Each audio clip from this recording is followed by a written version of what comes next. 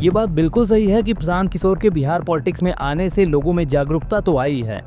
अब लोग समझ रहे हैं कि उनके वोट की कीमत एक दारू की बोतल और मांस के टुकड़े नहीं है।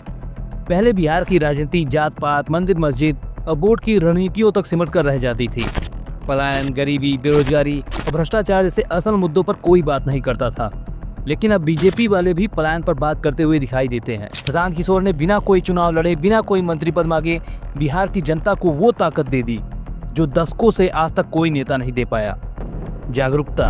10-12 हजार रुपया के रोजी रोजगार खाती अब घर परिवार बिहार छोड़कर बाहर ना जाए के पड़ी। ठीक बा कि नहीं थे? ठीक बा। और ये जागरूकता अब जमीन पर साफ दिखाई भी देने लगी है। जब प्रधानमंत्री मोदी का बिहार में रोड शो हुआ तो वहाँ पर न ज्यादा भीड़ थी न वो जोश जो पहले टीवी पर जबरदस्ती दिखाया जाता था।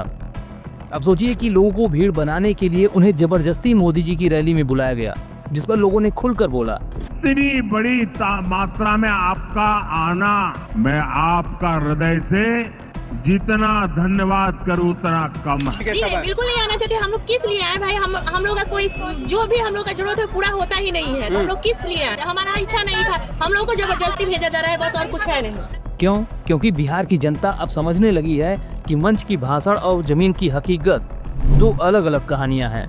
पहले नेता रोजगार की बात नहीं करते थे, पलायन की बात नहीं करते थे, लेकिन अब रोजगार और पलायन ही उनका असली मुद्दा बनता जा रहा है। जनता भी ये जान चुकी है कि वोट की ताकत शराब की बोतल, मांस के टुकड़े या पैसे की लालच नहीं, बल्कि सच को पहचानने, सवाल पूछने और जवाब मांगने से मिलती है। प्रशांत किशोर चुनाव हारे या जीते वो अलग बात है, लेकिन प्रशांत किशोर ने पूरे देश को बिहार की हकीकत दिखाई है। लोगों में ये जागरूकता फैलाई है कि अगर जनता और नेता अपनी जिम्मेदारी नहीं निभाते तो किस तरह एक समृद्ध अतीत वाला प्रदेश पिछड़ जाता है। बिहार जितना आंकड़ों में गरीब दिखता है, उससे बहुत ज्यादा गरीब और बदहाल है। जब आप इस चीज को फील करते हो सामने, वो किसी डेटा, किसी आंकड़े, किसी आर्टिकल से आप नहीं सीख सकते। ये लड़ाई सिर्फ सत्ता की या कुर्सी की नहीं है, बल्कि बिहार के उस चीख को सुनने की है जो दशकों से दबाई जा रही है। आइए कुछ आंकड़ों के साथ बिहार की हकीकत को आपको दिखाते हैं। बांध के तो ऐसे रखा गया है जैसे कोहिनूर का हीरा बांध के रखा गया है। एमजेके कॉलेज का ये अजूबा चापाकल है। भाइयों बहनों, स्पेशल पैकेज की बात हो, स्पेशल स्टेटस की बात हो, स्पेशल अटेंशन की बात हो, बिहार की भलाई के लिए जो भी करने की आवश्यकता होगी, दिल्ली में आने वाली नई सरकार उसकी वो प्राथमिकता होगी। ये क्या स्लोगन लिखा हुआ है? Save water, water is life, और ये कल चलिए नहीं रहा है। आपको लगता है कि ये प्रशांत किशोर आया है, इतना पसीना बहा रहा है, मुख्यमंत्री बनना चाहता है। बिहार जितना आंकड़ों में गरीब दिखता है, उससे बहुत ज्यादा गरीब और बदहाल है। जब आप किसी महिला से मिलते हैं और वो बताती है, तो आप ये विजुलाइज करने की, समझने की कोशिश करते हैं कि इस महंगाई के ज़माने में 400 रुपए में लोग रहते कैसे हैं। उसी में उसको कपड़ा भी पहनना है, उसी में उसको दवा भी लेनी है, उसी में उसको खाना भी खाना है, उसके बच्चे नहीं हैं, उसको बच्चों ने निकाल दिया है।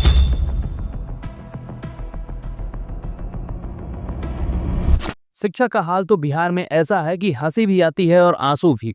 2011 की जनगणना के मुताबिक बिहार में साक्षरता दर 61.8% थी, जो राष्ट्रीय औसत 74% से काफी कम है। एक रिपोर्ट में दावा किया गया, जो कहीं न कहीं सच भी है, कि बिहार में 40% सरकारी स्कूलों में शिक्षकों की कमी है और 25% स्कूलों में ब्लैक बोर्ड तक नहीं है। वही ब्लैक बोर्ड जिसे शिक्षा का आईना कहा जाता है। बिहार बोर्ड के टॉपर्स के इंटरव्यू देखकर भले ही देश हंसा हो, लेकिन बिहार और बिहार के शिक्षा का उससे बड़ा अपमान और कुछ नहीं था। इंग्लिश, ज्योग्राफी, म्यूजिक और पॉलिटिकल साइंस। कौन science? Political science. Political science वो क्या होता है? पॉलिटिकल साइंस वो क्या होता है? वो क्या होता है? सर, पीरियोडिक टेबल में most reactive element periodic table में कौन सा है? एल्युमिनियम। ये उसी बिहार का मजाक बना था जिसने नालंदा दिया। हर साल 5 लाख से ज्यादा छात्र पढ़ाई के लिए दिल्ली, कोटा, प्रयागराज और अन्य राज्यों में पलायन करते हैं और उनमें से 60% वही बस भी जाते हैं। जो बच्चे गांव में रह जाते हैं वो स्कूल के नाम पर खंडहरों में पढ़ते हैं, जहां न छत है न बेंच है, और उनके जीवन की मंजिल मजदूर बनने से शुरू होती है और मजदूर बनने पर ही खत्म हो जाती है। जब स्कूल आवर में आप यहाँ रहती हो, तो शौचालय वगैरह की जरूरत पड़ता है तो कहाँ जाती हो आप? घर, किसके घर? अपने घर। अपने घर जाती हैं? तो इतना बीच में तो पढ़ाई छूट जाता होगा आपका, हैं? कुछ क्या कहें, समझ नहीं आ रहा है। मैडम भी हैं, क्या नाम हुआ मैडम आपका? सुहाता विलनवर। बीपीएससी से यहीं आई है। कहे मैडम, बच्ची तो कह रही हैं कि यहाँ पे शौचालय नहीं, वो घर चली जाती हैं। जब आपको स्कूल आवर में ऐसा होता है तो कहाँ जाते हैं? ये मैडम है ना, उनके घर पे जहाँ पे स्कूल है। अच्छा, ये जो स्कूल का जमीन दिए हुए हैं उन्हीं के घर में चली जाती? जी, उनके घर में जाते हैं। पीने का पानी का व्यवस्था घर से लेके आते हैं। पीने का पानी घर से लेके आते हैं। इसी कंडीशन में, इसी हाल में पिछले 40 सालों से चल रहा है। अगर बिहार के बच्चों को शिक्षा मिली होती तो क्या वो आज गुजरात, महाराष्ट्र, तमिलनाडु में अपमान सहते, भाषा की लड़ाई लड़ते? शायद नहीं। आज जो महाराष्ट्र या तमिलनाडु में सताए जा रहे हैं, पीटे जा रहे हैं, क्या वो कोई बाहरी हैं? नहीं, वो यूपी या बिहार के लोग हैं।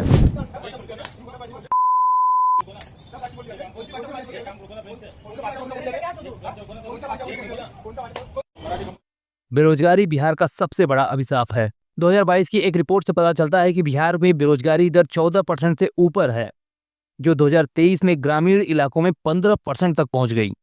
एक्सपर्ट दावा है कि बिहार में 45 लाख से ज्यादा युवा बेरोजगार हैं।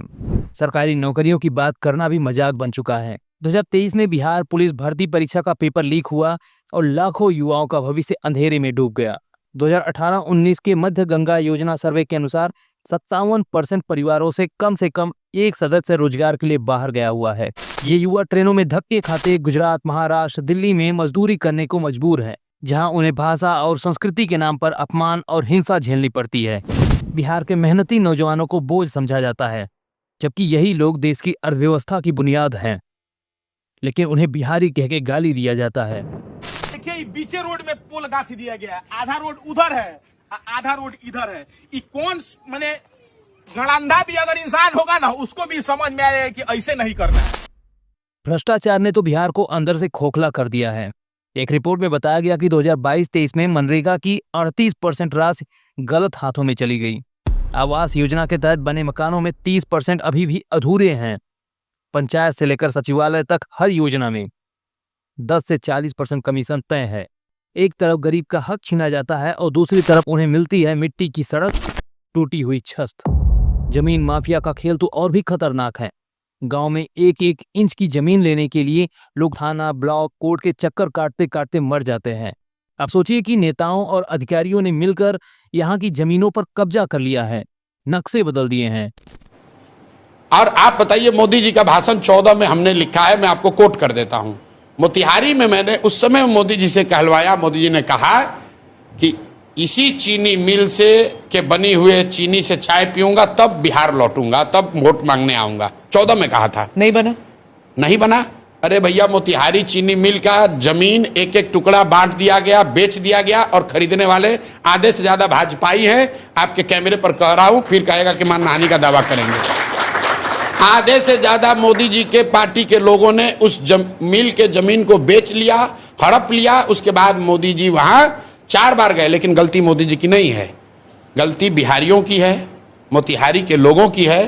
क्योंकि 14 के बाद 3 चुनाव हुआ और तीनों बार भाजपा को ही मोतिहारी में फिर जिता दिया। और इस बार नहीं जिताएगा, इस बार सबक सिखाएगा, उनको दिखेगा। और गरीब किसानों की पुश्तैनी जमीनें छीन ली गई है, फिर उसी जमीन पर सड़क, बिजली, पानी पहुंचाकर उसे विकास का नाम दे दिया जाता है। बिहार में सड़कों की हालत तो अभी आपने बारिश में देख ही ली। लगभग आधे से ज्यादा सरकारी कर्मचारी समय से अपने दफ्तर नहीं पहुंचते। बांध के तो वैसे रखा गया है जैसे कोहिनूर का हीरा बांध के रखा गया है। एमजेके कॉलेज का ये अजूबा चापाकल है, ये आपको दिख रहा है। इस पूरे ब्रह्मांड में कहीं ऐसा चापाकल आपको देखने को नहीं मिलेगा, सिवाय बेतिया के एमजेके कॉलेज के। ये देखिए कितना आधुनिक हिसाब से इसको मरम्मत करके, देखिए ये हैंडल बनाया गया है। इसको म्यूजियम बना देना चाहिए। इस कॉलेज का नाम बदल के है ना, कोई विशेष जो एकदम यूनिक हो उस तरह का रखना चाहिए, क्योंकि ये सब अजूबा चीज खाली एमजेके कॉलेज में आपको देखने को मिलेगा। ये सब बिहार की हकीकत है। धर्म और जाति की राजनीति ने बिहार की कमर को ऐसे तोड़ दिया कि शायद बिहार को खड़ा होने में काफी वक्त लग जाए। जब नेताओं के पास काम दिखाने को कुछ नहीं होता तो वो तुम यादव हो, तुम महादलित हो, तुम अगड़ा हो कहकर वोट को बांट देते हैं।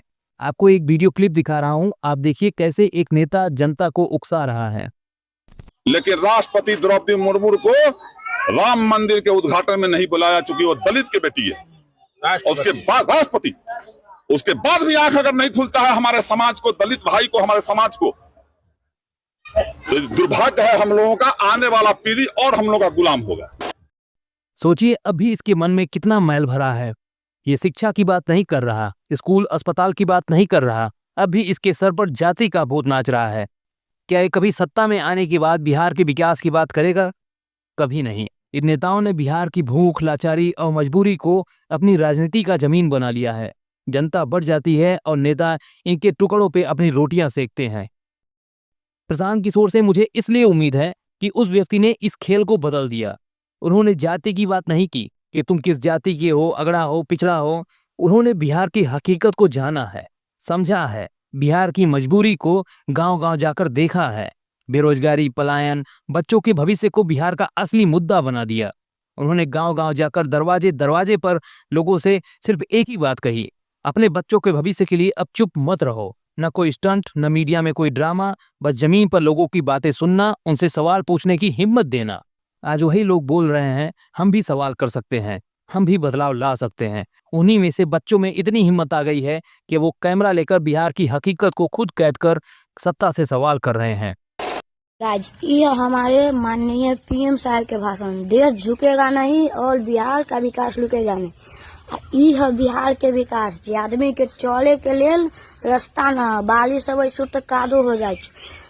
राय पखड़ के लतनपुर गांव में यहाँ के विधायक है राम सूरत राय जी, बीजेपी से।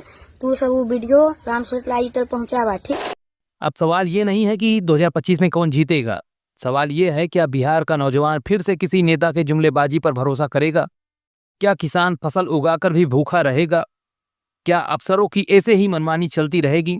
क्या हमारे प्रधानमंत्री जी आएंगे और जाति की बात कर, बिहारी होने पर गर्व महसूस कराकर, हमें बहला फुसला कर, हमें फिर से 5 साल के लिए अंधेरे में झोंक देंगे? बिहार में मेरा यादव परिवार है। वहीं तेजस्वी यादव अपना यमवाई फार्मूला चमकाने के लिए अपराधियों के नाम के जयकारे लगाने से भी नहीं चूकेंगे।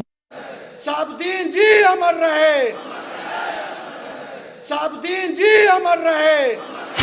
बदलाव भाषणों से नहीं, सवालों से आता है।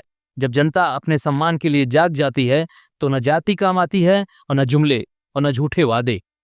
बिहार को एक नया हथियार मिल चुका है, सवाल पूछने का। अब बिहार को जरूरत है उन जवाबों की जो शिक्षा दे, रोजगार दे, भ्रष्टाचार पर लगाम लगाए और जमीन माफियाओं को सबक सिखाए। बिहार की ये जागरूकता अब रुकने वाली नहीं है। सवाल पूछिए, जवाब मांगिए, क्योंकि बिहार का भविष्य अब आपके हाथों में है। बिहार तभी बदलेगा जब बिहारी बदलेगा। अरे बगल में झारखंड देखो, झारखंड, ये झारखंड भी तो पुराना बिहार है। आज झारखंड हिंदुस्तान के पहले 10 राज्यों में आकर के बैठ गया है और बिहार वहीं का वहीं रह गया है, क्योंकि यहाँ नेता ऐसे बैठे हैं, ऐसी कुंडली मार करके बैठे हैं कि बिहार को उठने ही नहीं दे रहे।